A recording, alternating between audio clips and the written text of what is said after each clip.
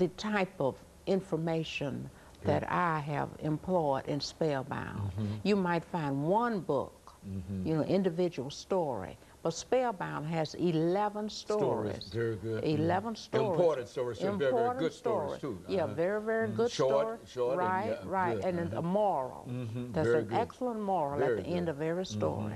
The the children learn how to trust their inner voices. They learn how to have faith and hope, and all of this is incorporated within the writing of Spellbound. You know, I think, Ms. Williams, when you talk about faith and hope and all of those things that are imparted by this book, I think the only thing we can say is that this is indeed something that is needed in the education system today. Not only is it needed in the early childhood education, but it's also needed in the upper classes and in some collegiate situations here, because a lot of folks don't have the kind of faith that you're talking about. And let me simply say this and give you an opportunity to perhaps respond to this, but it seems to me that for such a small book, that a lot of thought went into this book, and I would imagine that this is a lifetime work on your part. I mean, which is to say that this is an accumulation of all of your knowledge and information, because you've already demonstrated by some of the things that you've said in reference to this book. What about that? Well, it is, when we think of the drama that I participated in, and it started in 5th grade, such as Creation and all those, you know, dramatizing it, and went all the way through high school and participating in all kinds of contests and winning. And then for a while I had a drama and dance group at Aiken, and we traveled all over Metro with that and dramatizing different stories. And then, of course, I'd always write my own information or materials that I needed. So when I sat down to place it in stories, late at night is when I get on the computer, when everything is quiet.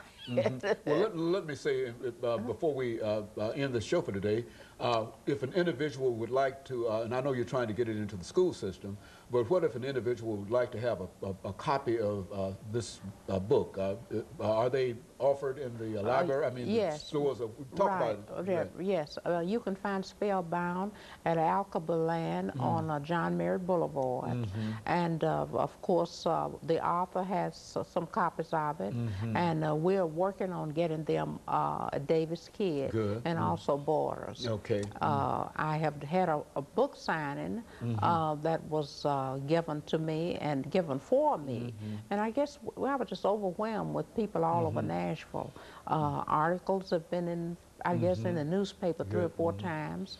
There was a large article in Tribune and also in the Pride relating to Spellbound. I'm doing something in Lebanon, a book signing up there. Very good. So, of course, the sororities there, Alpha Kappa Alpha and Phi Delta Kappa, and they have just been overwhelmingly cooperated in helping to get this book across. Very good. And of course, Ms. Williams, over the last 25 seconds we have here, let me thank you for coming by and giving us that excellent information about a topic that ordinarily we don't think about, and that's about our children. And I think you understand that we've had many problems in trying to convince folks to deal with children, 3- and 4-year-old children. But let me thank you for bringing that information, and let me encourage our audience to tune in again next week for another informative edition of Comments.